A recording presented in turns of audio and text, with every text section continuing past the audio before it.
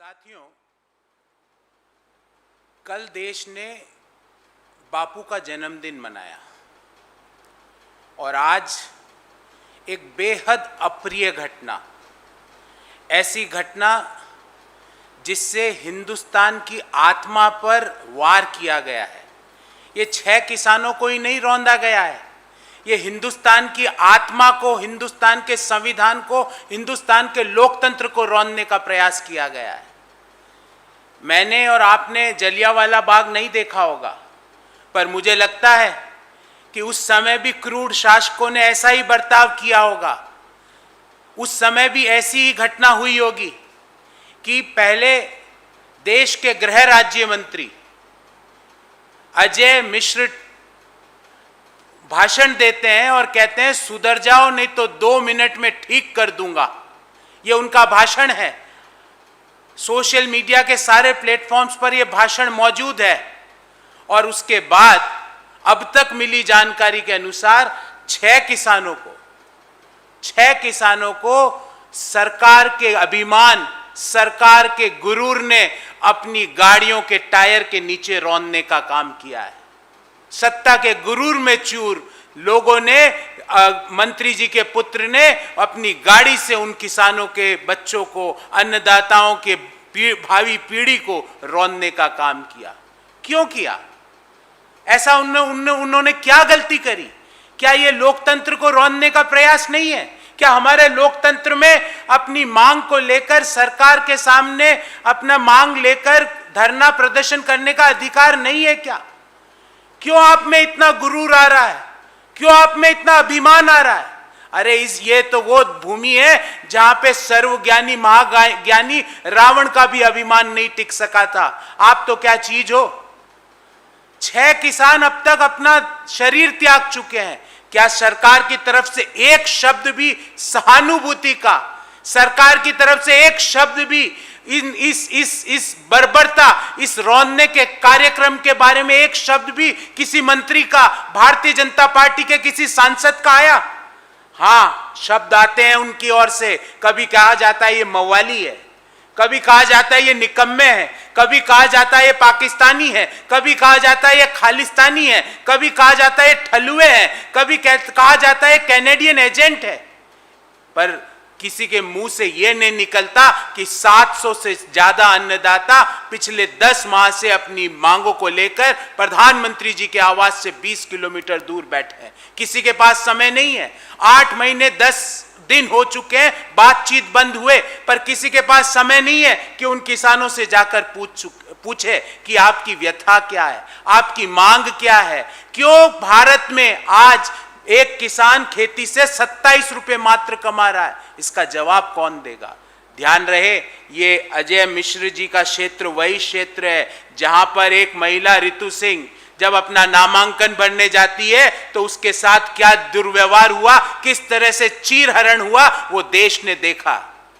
ध्यान रहे, आज ही के दिन इन्हीं के एक और मुख्यमंत्री, जिनका मैं वीडियो आपको सुनाना चाहूंगा, और सुनिए, ये इनकी लोकतंत्र और संविधान में संवैधानिक पदों पे बैठे लोगों का विश्वास है। आप लोग सुनिए क्या कह रहे हैं ये हरियाणा के मुख्यमंत्री जी। मैं आपको बोल के सुना देता हूं जो ये बात बोल रहे हैं। भाजपा के समर्थक लोग आंदोलनकारी किसानों पर लट्ठों से हमला करें, ये संवैधानिक पद पर बैठे व्यक्ति बोल रहे हैं। हरियाणा के मुख्यमंत्री हैं जो, वो बोल रहे हैं कि लट्ठों से किसानों के ऊपर हमला करें। फिर यही नहीं रुकते हैं वो कहते हैं जेल जाने और वहां से नेता बनकर निकलने में आपको कोई नहीं रोक सकता। बोलते हैं जेल चले जाओ और वहां से नेता बन के निकलो। मतलब हिंदुस्तान में लोकतंत्र में अब किसानों पे जो हमला करता है उसको भारतीय जनता पार्टी अपना नेता बनाना चाहती है। होम मिनिस्टर अजय मिश्र, जिनके अधीन क्या आता है? पुलिस, कानून व्यवस्था, उनके सुपुत्र अपनी गाड़ी से किसानों को रौंद देते हैं। और वो कहां है? उनका क्या वक्तव्य है? देश के गृह मंत्री, कैबिनेट मंत्री, उनका क्या वक्तव्य है? देश जल रहा है पर किसी का कोई वक्तव्य नहीं है।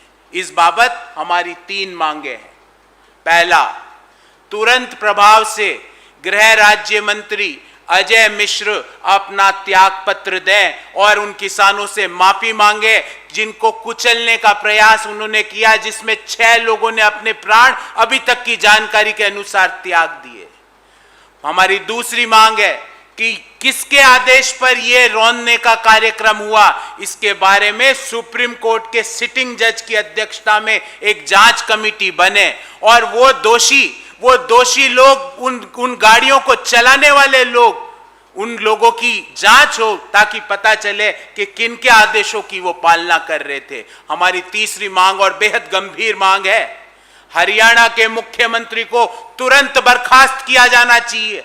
ऐसे मुख्यमंत्री जो संवैधानिक पदों पर बैठे हैं, वो कहते हैं लठ मारो किसानों को, जेल चले जाना, वहां से नेता बन के हम निकाल लेंगे आपको। यह भारतीय जनता पार्टी का नेतागिरी का मॉडल है। हमारी चौथी और अंतिम मांग यह है कि माननीय सुप्रीम कोर्ट, जिस पे हर व्यक्ति को विश्वास है, क्या सुप्रीम कोर्ट कल संज्ञान लेगा इस बारे में? क्या हमारे न्यायप्रिय न्यायाधीश जो किसानों को अपना वक्तव्य देते हैं, उनके लिए कुछ टिप्पणी करते हैं, क्या वो कल सरकार के ऊपर टिप्पणी करेंगे कि किस तरह से सरकार के गुरूर ने 6 किसान परिवारों को रौंद दिया? एक व्यक्ति जब रौंदा जाता है तो पूरा परिवार रौंद दिया।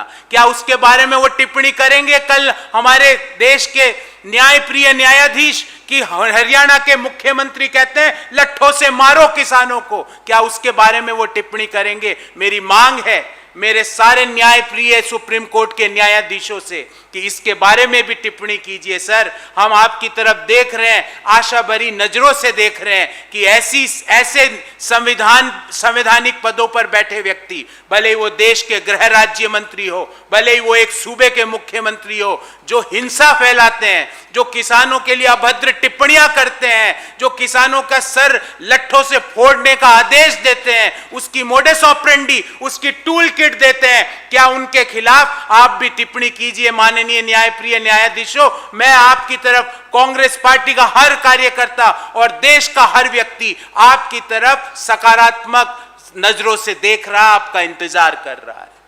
देखिए, अंत में मैं एक ही बात कहूंगा कि ये 6 व्यक्तियों को कुचलने का प्रयास नहीं है, ये अन्नदाताओं की आत्मा को कुचलने का प्रयास है।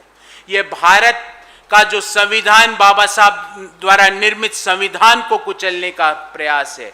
ये महात्मा गांधी द्वारा दिए गए लोकतंत्र को कुचलने का प्रयास है। पर ध्यान रहे अभिमानी सरकार, ध्यान रहे सत्ता के नशे में चूर सरकार के नुमाइंदों, ये भारत देश है। यहां पर अंग्रेजों को भी महात्मा गांधी की एक लाठी और उनके सत्याग्रह के सामने झुकना पड़ा था। और इस सत्याग्रह जो पिछले 10 महीने से किसान दिल्ली के बॉर्डर पर देश के अन्य राज्यों के अंदर जो सत्याग्रह कर रहे हैं, उसके सामने इस क्रूर सरकार को झुकना पड़ेगा।